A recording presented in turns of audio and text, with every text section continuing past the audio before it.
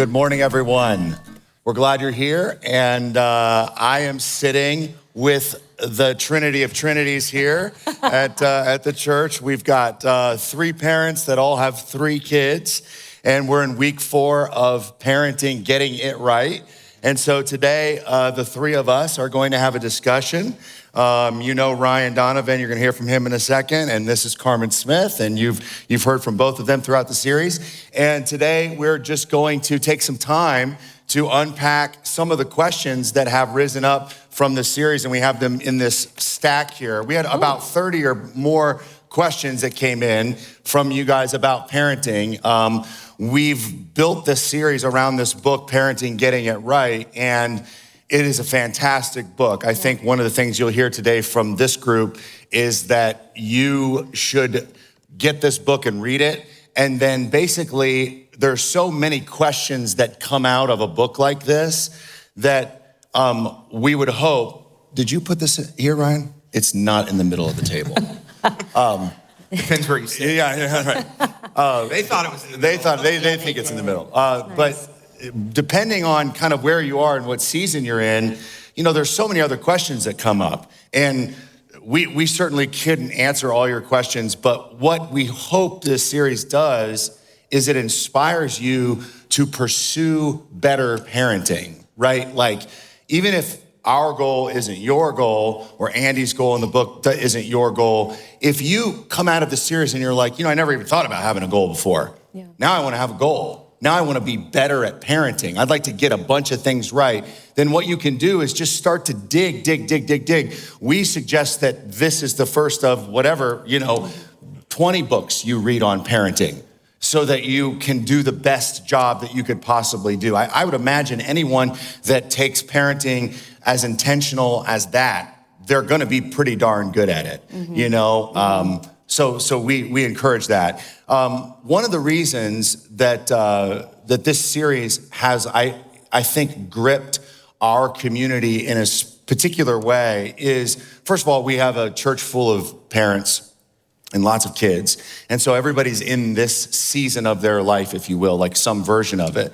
But also, like, usually in church, it can be easy to have your faith be cerebral and maybe even be emotional, right? Where it's like, I think about God, and what I think about God kind of represents the majority of the tenets of my faith, or what I feel about God represents. But what this book does is it basically says, no, what you believe and what you think about God doesn't mean a whole lot if it doesn't move down into the guts of the way you live your life and how you think about the most day-to-day activities, right? Like parenting, your relationships, like, because then you go, oh, I love God. Who wouldn't say, I love God?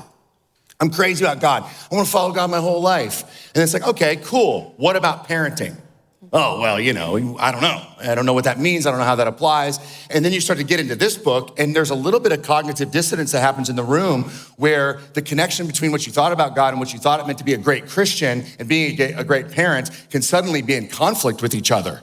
And you go like, well, I guess now I'm uncomfortable and I have to decide. And that's good. I want you to be uncomfortable. Like that's the point of it. Like, make a decision, think about it in a different way, and have your life change. And I promise I'm not gonna talk the whole morning like Carmen was afraid I would. But the story that I want to just set this up with as it relates to how thinking about parenting through a Christian lens and through the lens of our Heavenly Father should radically change our lives is the story of Zacchaeus. We were doing a meeting this week with our children's team, and that's one of the stories that they're gonna be talking about. And it just hit me, it compelled me in like a different way. So the story of Zacchaeus in Luke 19 is where there's a tax collector who's a Jewish man who's heard about the movement of Jesus, and he does everything he can to see Jesus.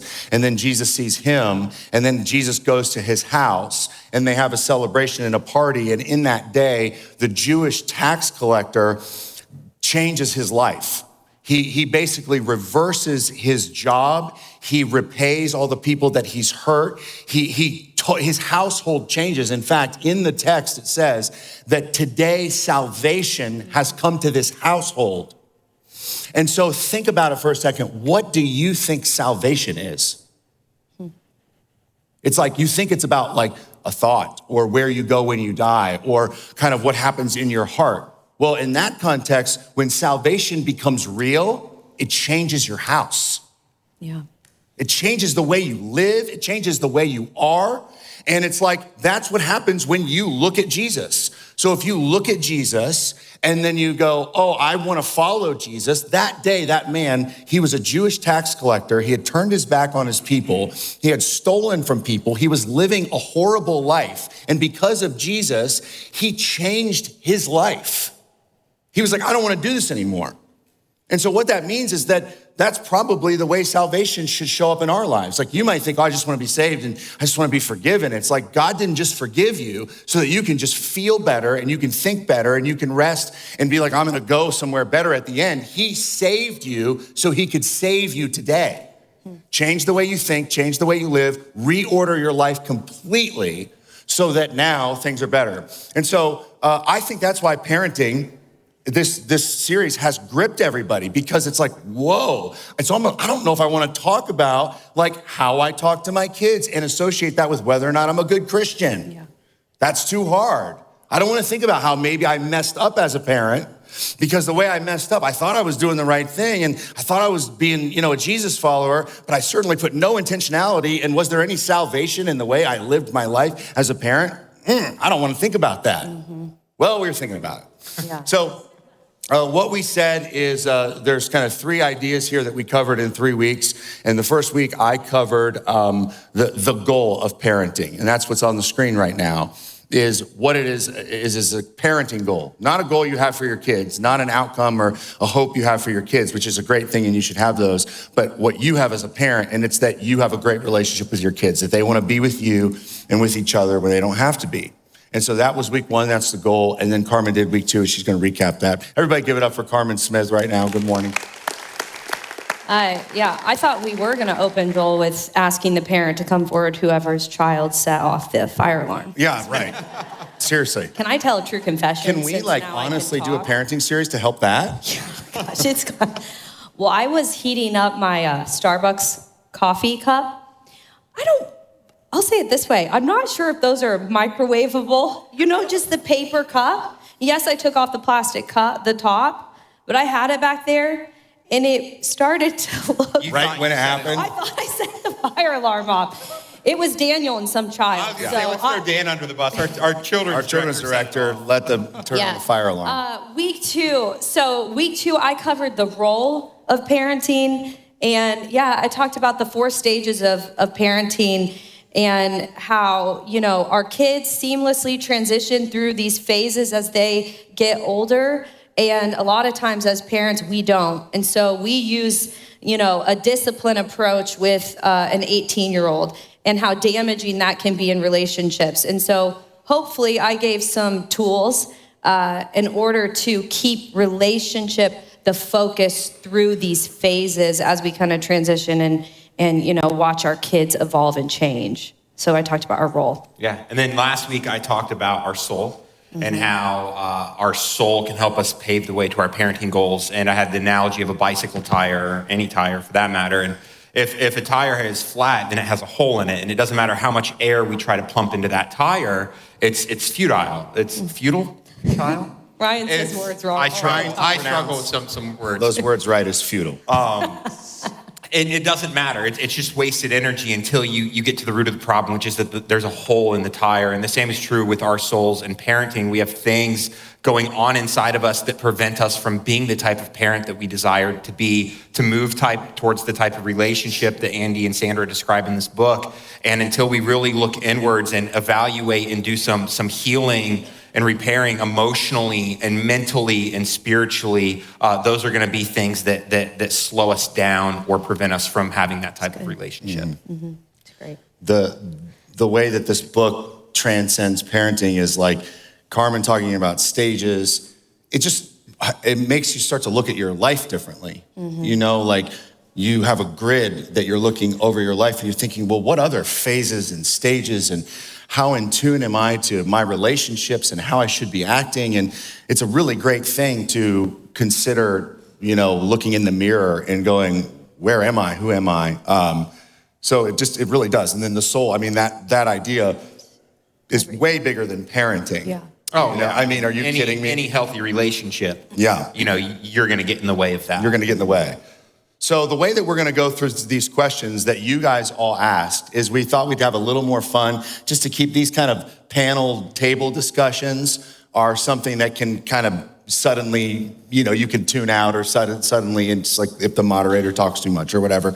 But so the way that we did this is like, we were recently playing Cards Against Humanity with the kids or whatever. If you've ever played that game, kind of draw a card or whatever, and you get to see what it says. And so we just we got all the questions in this stack of cards, and they're all just randomly mixed up. We don't know where they are. And there's also 3 Easter egg announcements in here that we want to give you before. Commercial breaks. Yeah, they're commercial breaks. So a little jingle will come on, and Ryan will do like a handstand or something. But we're just gonna, Ryan's gonna draw the first card, and we're gonna read the question, and then we're gonna answer the question and go from there. So take it away, man. Here we go. All right.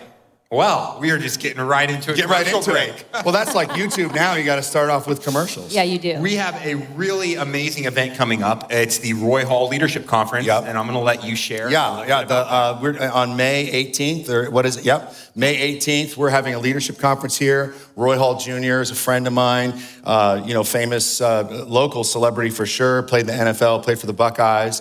OH. That's right. See, I mean, we just know the Lord is in this room. And so he is a great friend of mine, and he has a passion for leadership, and he is putting on his second really annual leadership conference. And for anyone that's a part of the church, if you use this promo code, then you can get 20% off coming to the event that day. There's going to be some of the greatest, leaders and stuff in the community. I believe Cameron Mitchell will be there. So you're probably, half of you were at one of his restaurants last night.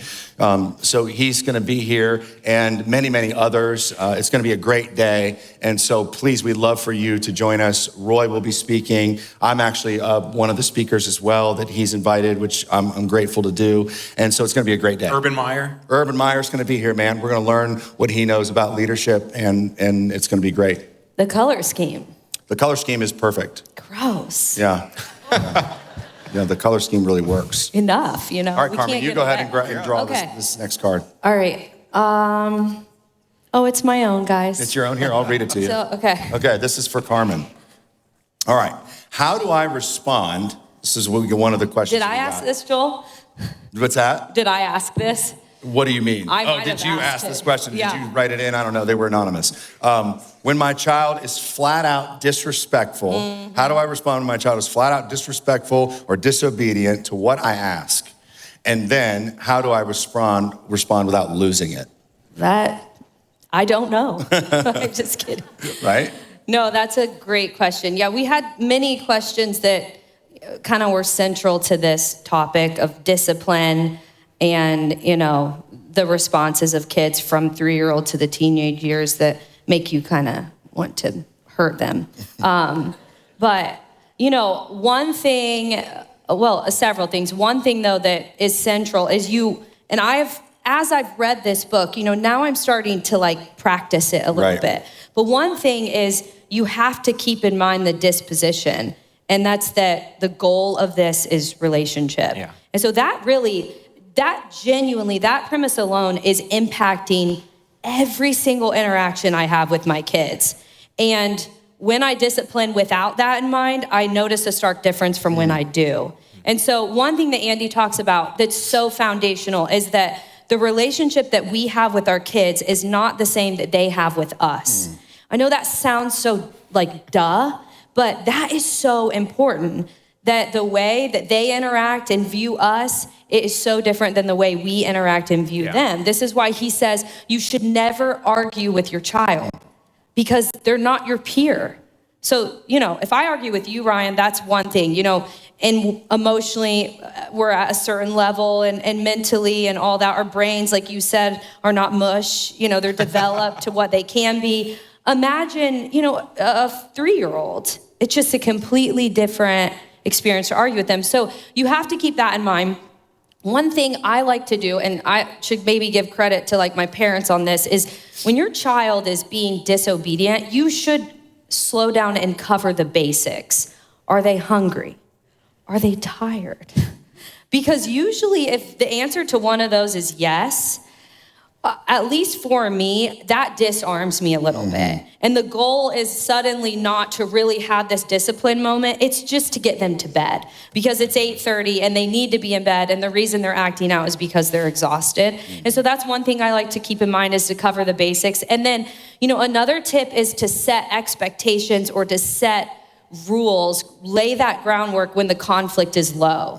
This has caused me to have like a family meeting with my kids where, I talked about in week 2, the 3 Ds. So they're disobedience, disrespect, and dishonesty. And they define those as the time when their kids would get immediate discipline. And so it's such a great concept to sit down with your kids. And we've started to do this and say, okay, here's the deal. We have these 3 rules in our house, and they're disobedience and disrespect and dishonesty. And when you do one of those, what ends up happening is that hurts the relationship. And so when the conflict is low, right, when they're not doing one of those things, we kind of set that groundwork as in, these are our rules. Now, if you do one of those, discipline is going to happen. If you try to say that in the heat of the moment, not a great idea. Yeah. The Stanleys had 2 rules in their house, and they were honor your mother and never tell a lie. That was it. Honor your mother and never tell a lie.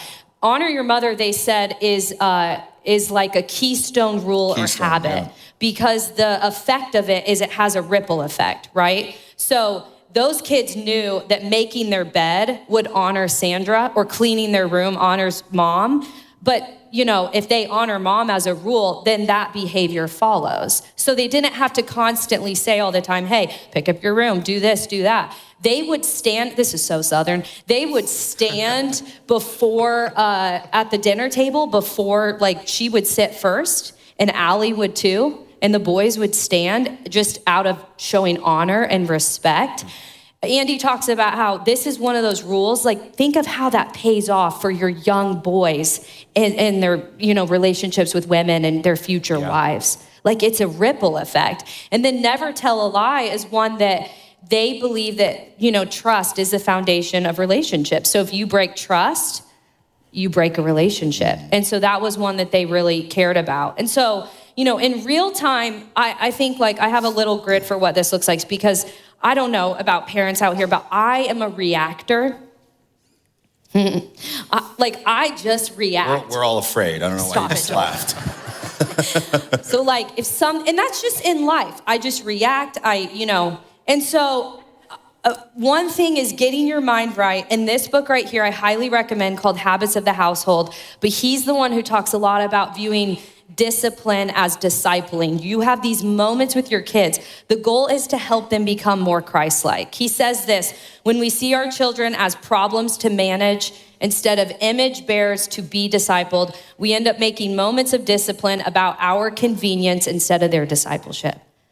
I mean, it is so often I am disciplining my kids out of my convenience. Right. Hey, be quiet. Stop doing that. You're, driving me nuts. Go play by yourself. All these things we say, and it's really because it's about me. And so one thing Andy talks about heavily is that the goal of discipline isn't isolation, it's relation. So, he talks about punishment and pre-assigned consequences. They make kids bitter, not better.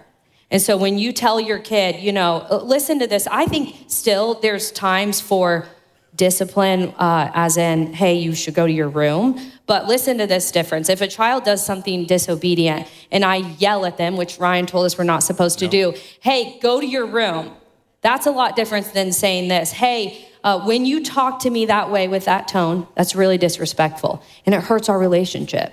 And so I want you to go sit in your room, and when you're ready to come out and use a different tone with me that respects me and helps our relationship, I'd love for you to do that. See the difference? Yeah. Can I just say to this thing, like what you're talking about, of course, we all are not experts at parenting and like not even close, but like I think when you say that, I think everyone in the room goes like, oh my gosh, like that is like guru soft. Like you've got to like slow down and think about how you're parenting. And the answer is yeah. It's like if you actually take the time to like have perspective, think about what you're doing, that is like more than half of what this is thinking about why Yes. instead of just reacting in the moment, just Andy doing what says you want to do. you should pause. He says if you can't go into your child's bedroom and you're confident that you can communicate disapproval of what they did, but approval of who they are, then don't knock on their door because you're not ready. And I think that's so key, you know? And so he talks about pausing. Literally, he would take a lap around and wait till he goes to discipline. The guy in this book, he talks about how before he disciplines, he prays. He'll just, as he's walking up to his kid's bedroom, God, I'm angry right now. Can you help soften my heart? You know, just to calm down. And even I've noticed if I take like 2 breaths before I say something, it helps me so much just to not react. And so, you know, I do a lot of redos right now. Hey, you know, if they say something or they do something, hey, let's try that again. I'm going to give you another chance. Yeah. Can you say it in a different tone? Can you do it a different way? And so, you know, the skill of restoring relationship, just think of how gold that is for kids as they get older, for them to watch us do it as we discipline them. You know, when their brother gets hit, hey, how can you make it right?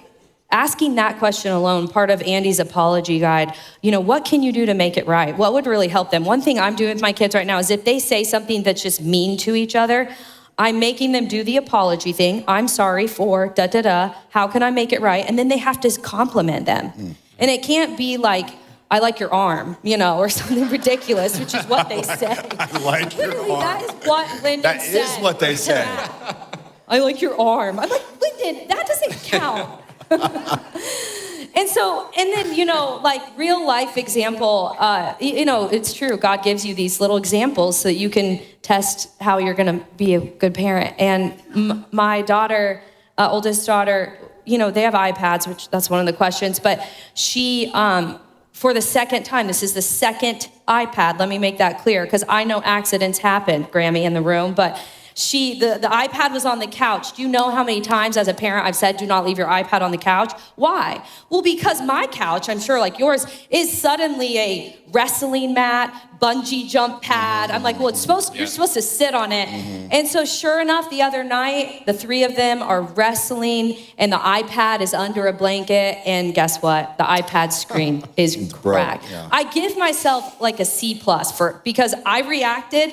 And then I caught myself and I used the phrase, oh no. Right. Oh no. You broke your iPad. You broke your That's so iPad. sad. Exactly. Now you don't get it anymore. But I had my reaction and then I caught myself and I said, oh no. Because now I said, this is so unfortunate because now you're gonna have to pay the consequence for that. And so you have that birthday money and you wanted to get that, but instead, if you want your iPad screen to not be cracked and break your finger every time you swipe on it, you're gonna have to go and put your money towards it. And you know, it was a different experience because suddenly her and I were not against each other. We were on the same team. And so it was one of those moments where I was like, okay, this feels like relationship is still intact, although there is a consequence to happen. So that's a little. No, that's good. I just saw this Instagram video the other day of this dad walking into a room with a sucker, and his kid is obviously there in trouble, and he's like, "Don't come out, don't come out, Mom. There's a tornado out there. Mom is mad. All I can tell you is, don't come out." And it gets there. So like, take a pause, like frame it. All right, we got to go to this next question. Next question. Oh, you grabbed one. Is it me? It's you. It's me. All right. Okay, Ryan, for you. How can those of us without children actually help those in our church community that have children? Yeah. We got several. Yeah, it's such a great question. And I think part of the reason we got so many responses, you know, about that is because there's so many different seasons of life for different people, young and unmarried, you know, just struggling to have children, empty nesters. There's a lot of reasons why somebody could be in that situation. And, you know, when I look back at my childhood and adolescence, there were 2 people who had a dramatic influence on my life outside of my parents. And they were both older guys from the church. And one was a youth pastor named Kent Knapp, and he drove this beat up, multicolored red Honda Civic, and he'd come pick me up and take me to small group when I was in middle school, and we'd play NFL Blitz on Sega. And Wow. we just built he built a relationship with me that I was really hungry for. And the other one was you. And when I was in high school, Joel became a part of my life, and that was, extremely impactful for me. And the thing about that, Andy talks about in this book is that for children, time is the currency of love.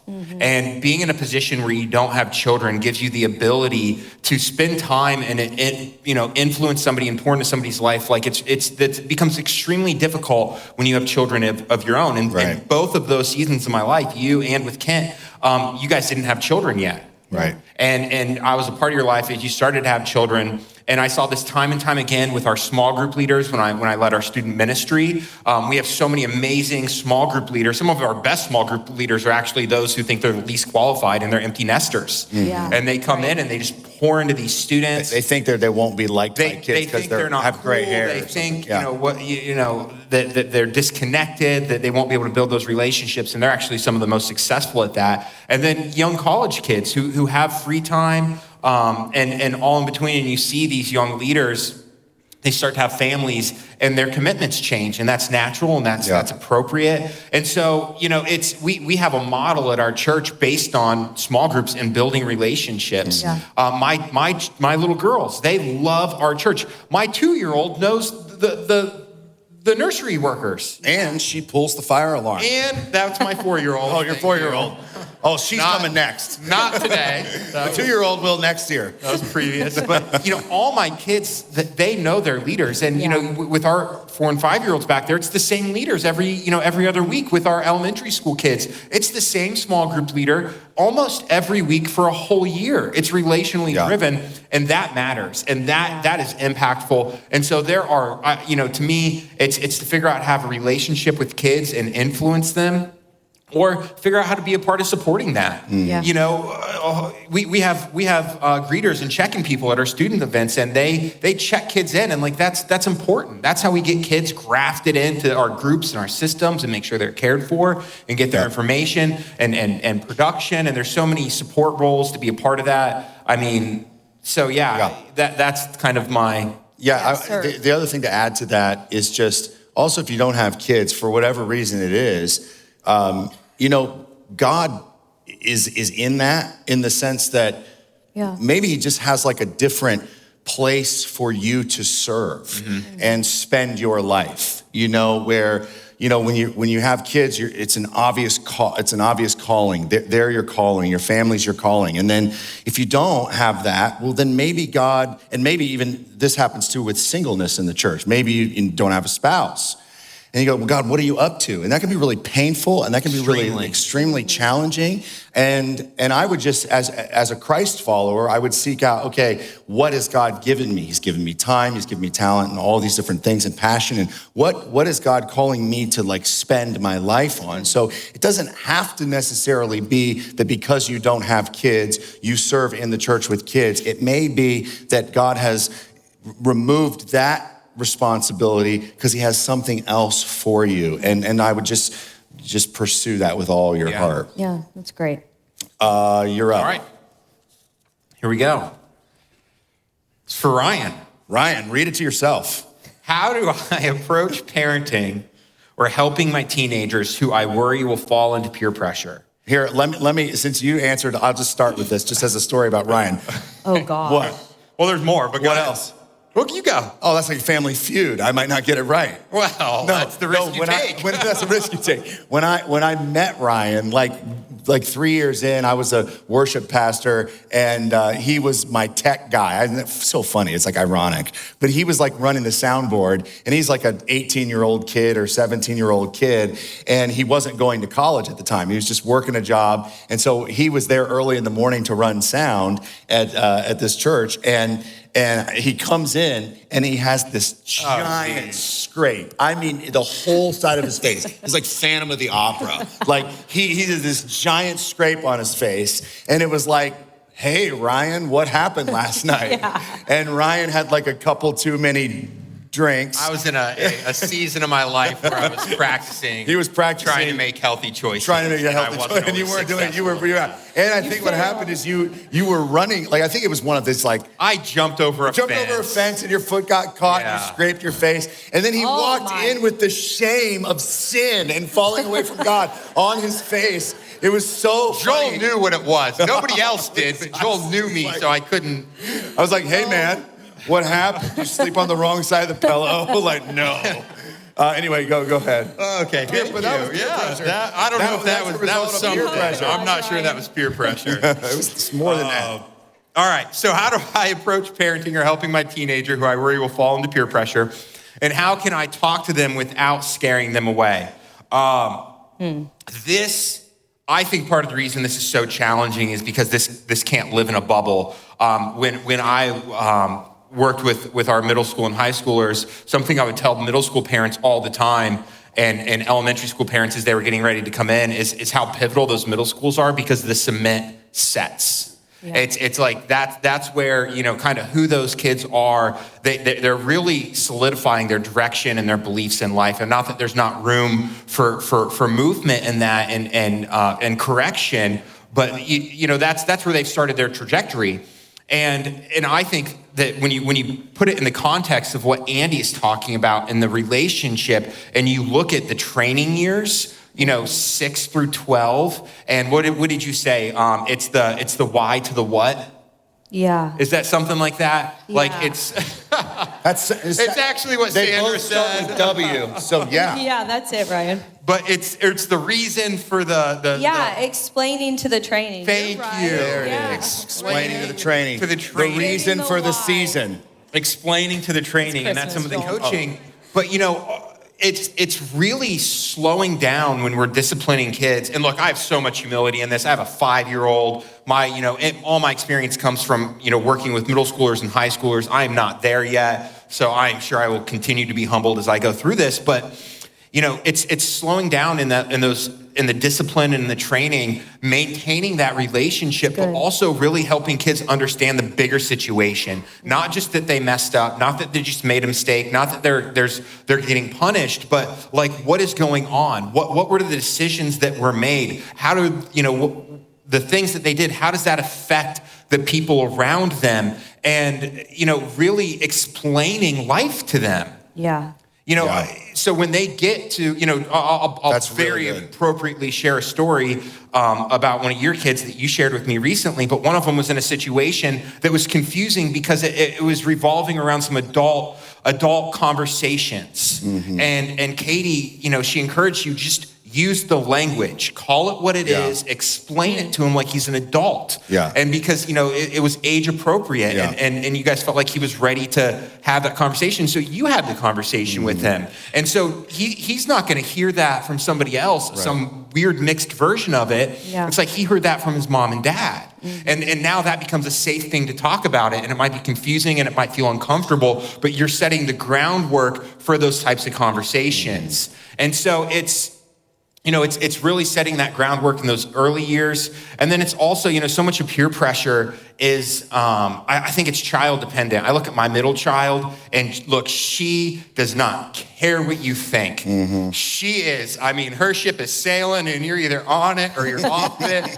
But You're my oldest. She doesn't care what you think. Yeah, she doesn't care what I think. But my oldest, I look at her and she's so much like I was. And she's just like, she sees kids playing and she can't handle missing out. She cannot handle seeing kids outside and not being a part of it. And so she just has this drive in her to be social and to go with the flow. And so I just know that she's going to need a little bit extra and that she might be different than the other different ones. Conversation. And so for her to, I'll finish with this, but to make sure that as she moves through life and adolescence, that she's not searching for something.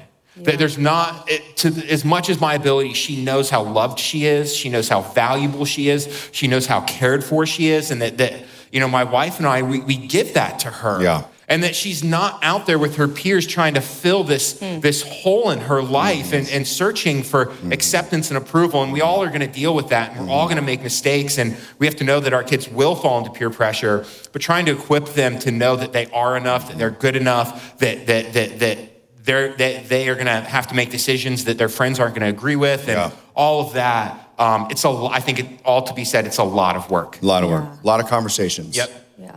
It's really good though. Really good. You're Okay. up. We need an announcement in here. Joel, okay. How do I engage my adult kids that I don't have a good relationship with? How do I engage my adult kids? So this is a parent. Yeah. What I would say on that one is that, if you're kind of hearing this series and you go, man, I don't have a relationship with my kids. I don't have the kind of connection that I want. I think that one of the things that I think the Bible is very, very clear about is the idea of shame and kind of believing that because you did something that you shouldn't do or something's not there, that what we tend to do, and this is like the human narrative, is we tend to run and hide and we tend to pull away. We think like we don't have access or we're not allowed to or we shouldn't because, and you believe lies. I don't deserve to and I don't whatever. But what I would say is there needs to become a moment in your life where salvation starts to hit and life starts to change for you. So you genuinely start to pursue your kids in a totally different way. When they're adults, they're that's the longer season and they have a life. And I would just encourage parents, pursue your kids, and be a blessing to your kids, not a burden to your kids. I love that. So it's actually, when you go after them, think to yourself okay, I'm the parent, they're the kid. I can't be looking for something from them. I want to give something to them. I want to engage with them. So chase them down, pursue them, be a blessing to them, ask how you can help them.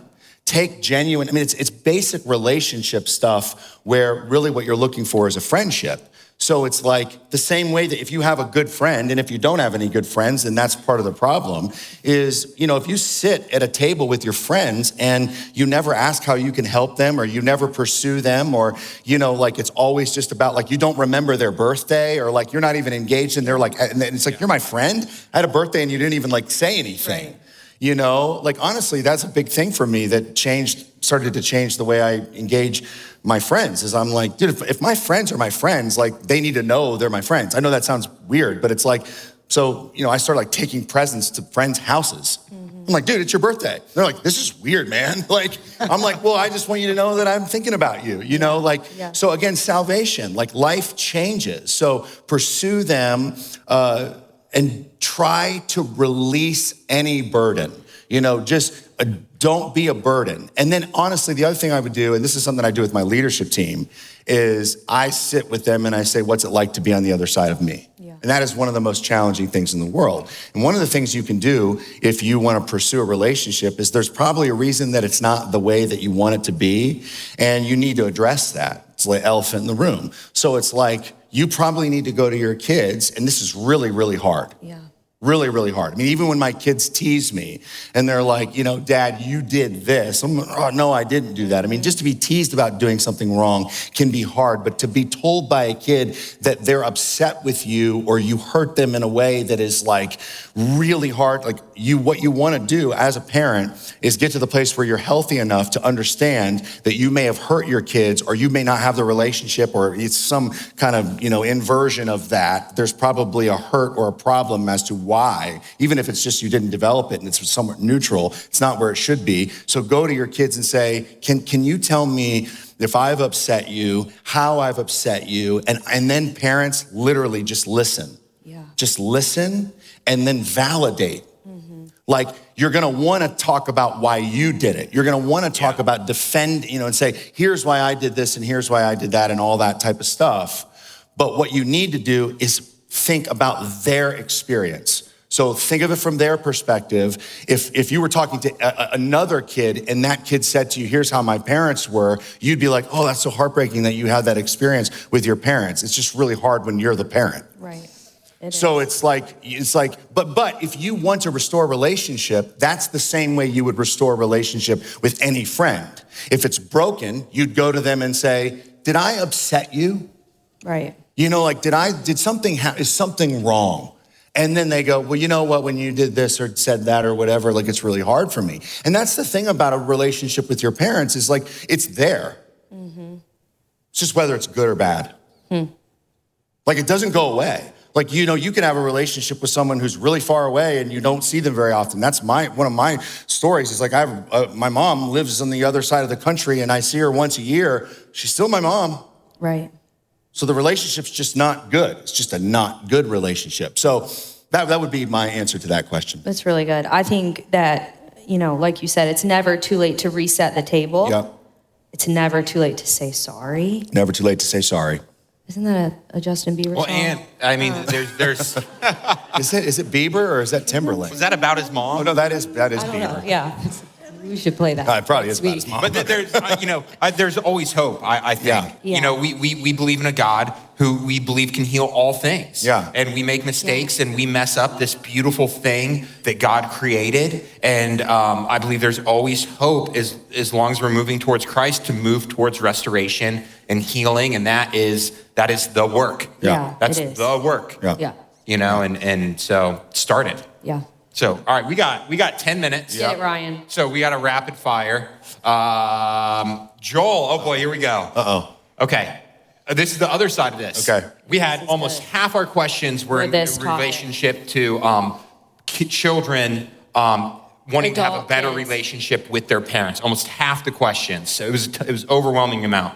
How do we handle when our parent doesn't have a relationship with us? Is it up to the parent to initiate, or can the adult child initiate mending the relationship? Yeah. So just to be kind of expedient, I think the first thing when you're a kid and you don't have a relationship that you want with your parents, or you feel that it's broken or whatever, the first thing you have to do is acknowledge it, and I would say grieve it.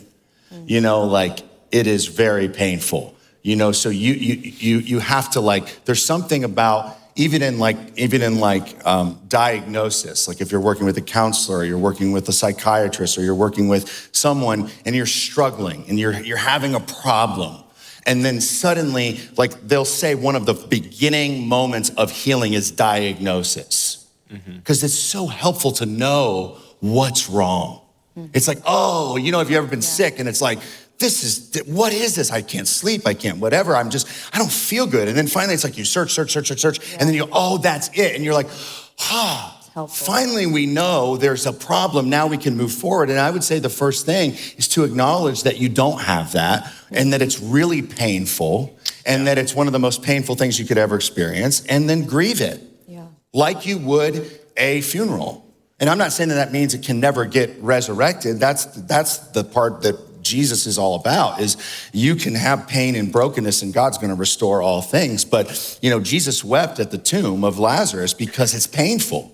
And so part of the human experience is to go through, like, talking about it and grieving it and crying about it and bartering and being angry and talking to God, and then coming to a place of acceptance where you go, okay, this is what it is. And that brings it to maybe one of the more difficult parts, if that wasn't difficult enough, is to understand the nature, like Carmen said, and he talks about, is that you don't have the same relationship with your parents as they do with you. Even when you're both in the friendship stage, you can never parent your parents.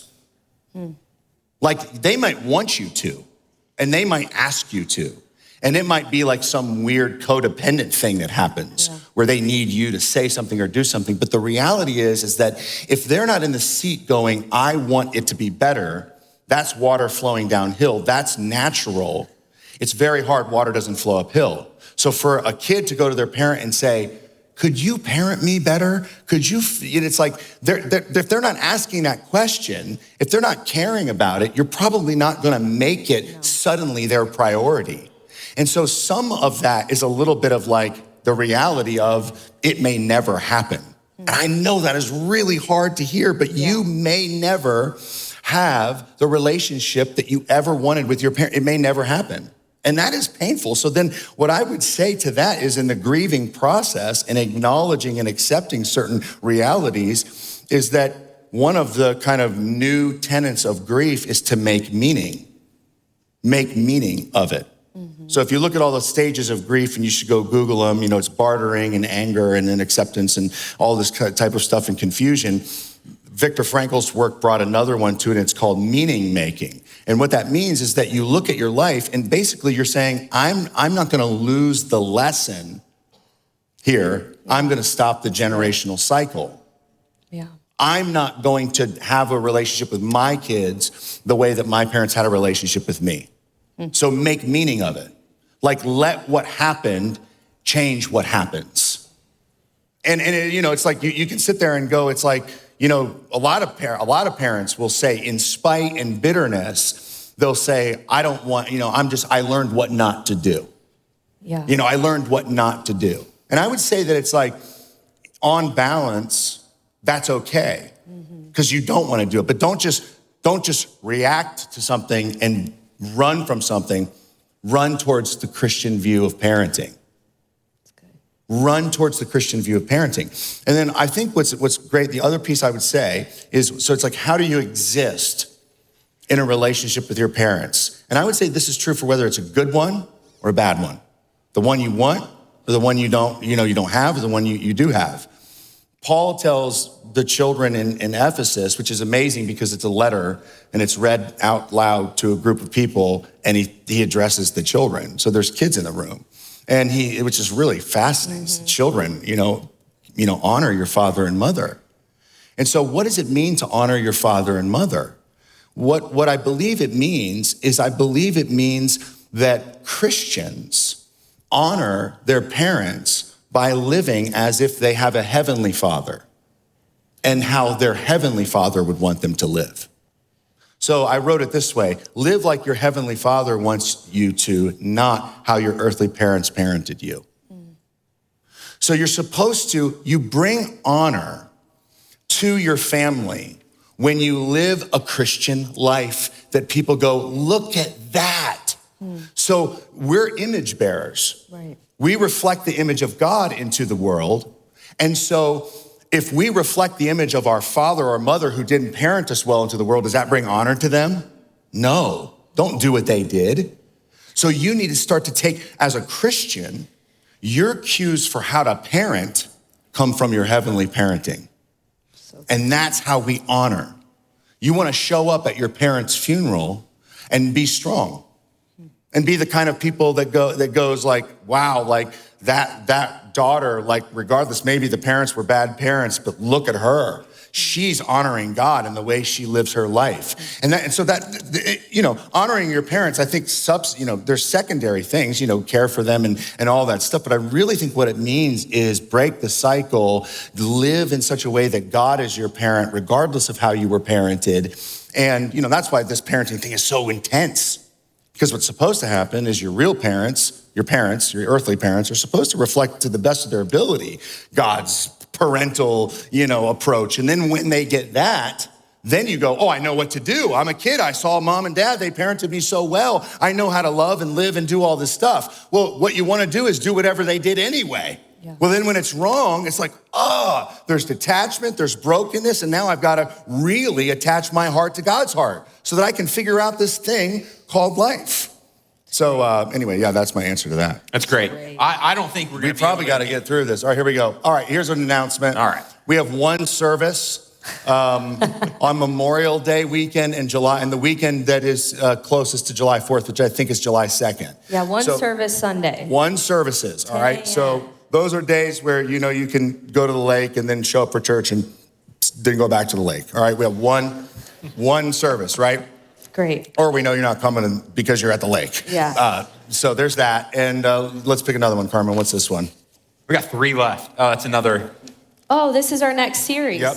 So just in light of what Joel just shared. Yeah. You might need some counseling. Yeah, so right. Our next series is called Get Counseling. Yeah. It starts next Sunday. It's going to be amazing. You're kicking it off. I don't know if you have anything else to share. No, yeah. I just think that, like I've talked about with the church, is that I've been talking to people about what I talk to in my office in these private conversations the most. And this is the one that is honestly probably the most, where I'm constantly sending people like, you need to go get help. And so there's some ideas in the church about what counseling is, what what type of counseling you need. And so I'm really excited for you guys to get that. Now, again, it's like marriage, salvation, that's tough. The household changes. Parenting, that's tough. The household changes. Counseling, I mean, so it's like if you don't want to grow and you don't want to like expand and you don't want to be like in pain. I don't know if you've ever been to like a massage therapist or you've done yoga or you worked in the yard. Your back hurts when you're done.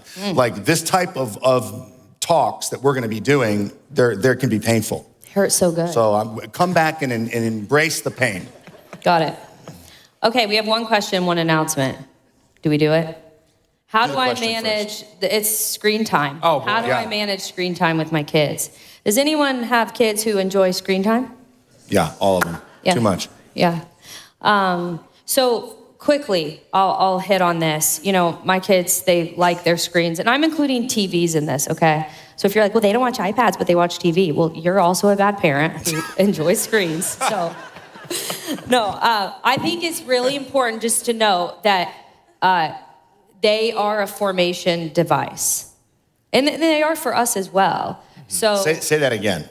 screens are a formation device. They're a formation device. Formation device. We are being formed constantly, and screens are this very powerful and very potent forming device. There's just no neutral that comes from them. And so as parents, I mean, we have to be concerned with what is grabbing the attention of our kids' hearts and minds. Yeah. You have to care about that. And you have to establish that screens are something, they're this potent way that they grab our kids' attention and minds. In this book, he says this, we will either form our screen habits or our screen habits will form us. And so he talks about how abstinence is not the answer because they're not inherently and totality evil and bad. You know, they're not categorically, okay, screens are terrible. That's just not I don't even know, I would say healthy way to probably look at them. Think of art and think of the beauty and think of movies and think of that can come from stories that are told. And so he talks about how it's not abstinence, it's curation. You have to curate it. And so the first thing he says is set expected rhythms. So you have to break the mentality with your kids that screen time is any time. Like, oh, it could be now, it could be now, it could be now. So, you know, in their household, and these are just a couple quick ideas, you know, do like a Friday family movie night. That's when they know, right? That's expected that they're going to watch a movie. Another thing is set times when there's going to be no screens. So car time. Car time is such this natural, like, conversation hub, literally. Opportunity. Yeah, and so start to say, hey, no screens, 16-year-olds, no screens. This is a time where we can talk to each other, and so that's what we're gonna do. He suggests a screen Sabbath, or times where you go, okay, this afternoon, every Saturday from, you know, whatever, 2 to 3:30 is screen time, and they expect it and they know about it. So then you stop the question of, can I get on my iPad? Can I get on my iPad? Can I watch a show? And so, you know, he says you have to make these limits and then you have to stick to them and be serious about them because he says the right amount of screen time is probably always less than what you're comfortable with. And that's so true. Yeah. And then the second step is just you as parents get to choose the content that your kids watch. And I sometimes think we don't think about that power. You know, we have rules of you can't shut your doors if they're in their bedrooms watching iPads. There's so much control as parents we can have. You can curate their watch list and say, these are the movies you get to watch. You can watch them together. But I think the main thing is understanding that it is a formation tool. And that, you know, I don't think ripping the TV off the wall is the answer. I think it's going, let's curate this. Let's set some expected rhythms where it's healthy to engage in. Yeah. You guys have anything No, that's to add? good. I would say, and I know we got to be done here, I would say that one sentiment about what we pay attention to is I think I heard someone say what we pay attention to, our attention, and what we pay attention to is what we're worshiping. Yeah. So that's synonymous. Like what you're putting your attention on is what you're worshiping. So you see how this concept here is transcendent, right? It's not just about, you're not just, you know, helping your kids what they're influencing. That's amazing. You're also shaping what they're worshiping. And then you also are supposed to, when you grow up, self-parent. Right. You know, you have to learn to look at yourself and go, ooh, I need to pay attention to other things. And so I think that it's like that curation is not just helping, with what they're being influenced by, but what they're paying attention to and what they're worshiping and all those things. Is there anything else? Last one. Parents' night out. Parent night out. Hit it.